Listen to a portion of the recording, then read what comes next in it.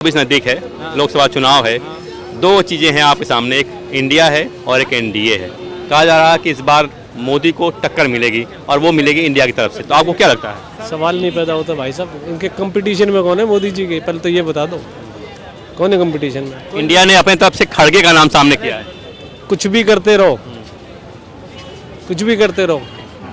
82 years के खड़गे साहब हैं, सीधे चला नहीं जाता।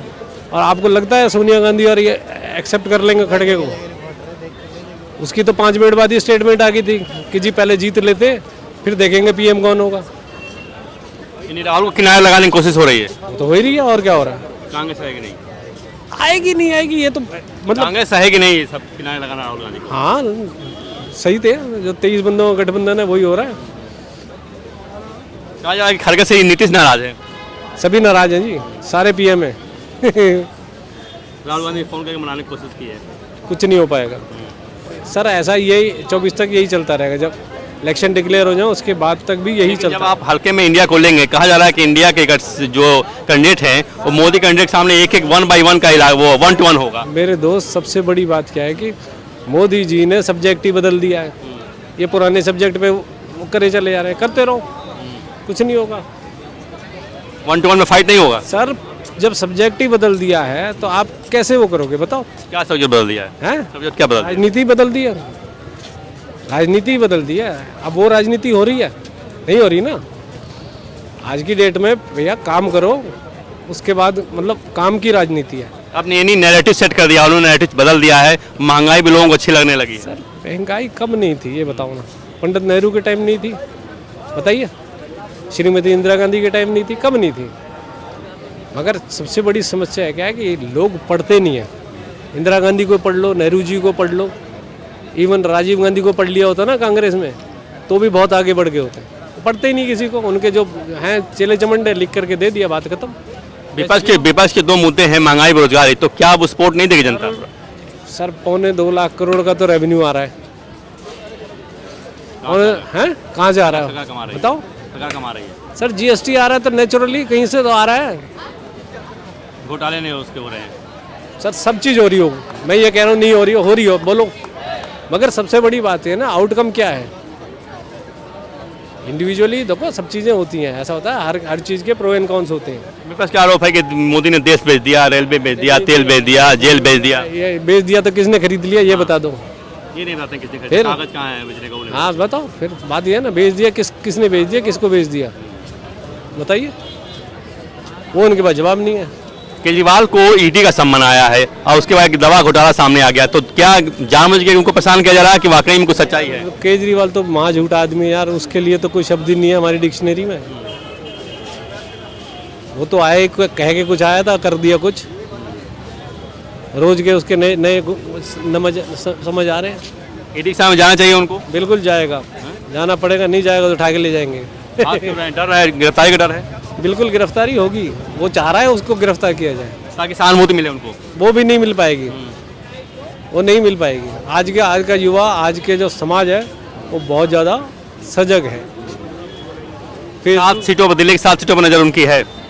सर नज़र तो कहीं भी रख लो, नज़र करने में कोई मनाही थोड़ी है। नज़र करने में कहीं कोई मनाही थोड़ी है। 3 मंत्री जेल में हैं, कहते हैं कतई ईमानदार हैं, तो जाना चाहिए ईडी के सामने उनको। सर ईमानदार आप स्वयंभू आप कुछ भी बोल दो, अपने लिए तो मैं भी राजा बेटा हूँ। बट ये है कि दूसरा आपकी तारीफ करे तब समझ आती है ना। मोदी अपनी तारीफ खुद तो नहीं करता ना। 2 बयान तैर रहे हैं इस समय। डीएमके के दयानिधि मारन है, उन्होंने कहा कि बिहार से यूपी से लोग आते हैं शौचालय साफ करें तमिलनाडु में, और स्वामी प्रसाद मौर्य वो कह रहे हैं कि हिंदू को धर्म ही नहीं होता। सर ये सब पॉपुलरिटी स्टंट है और कुछ नहीं है। असर नहीं पड़ेगा 2024 का? नुकसान होगा इंडिया को? नुकसान होगा, पक्का पक्का होगा, पक्की बात है।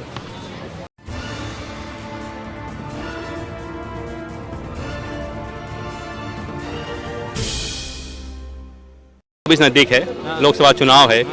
दो चीज़ें हैं आपके सामने, एक इंडिया है और एक एनडीए है।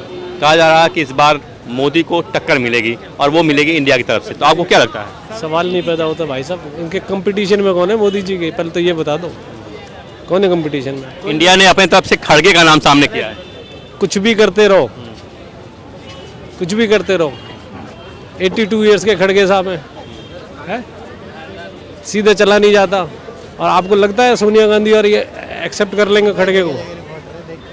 उसकी तो 5 मिनट बाद ही स्टेटमेंट आ गई थी कि जी पहले जीत लेते फिर देखेंगे पीएम कौन होगा।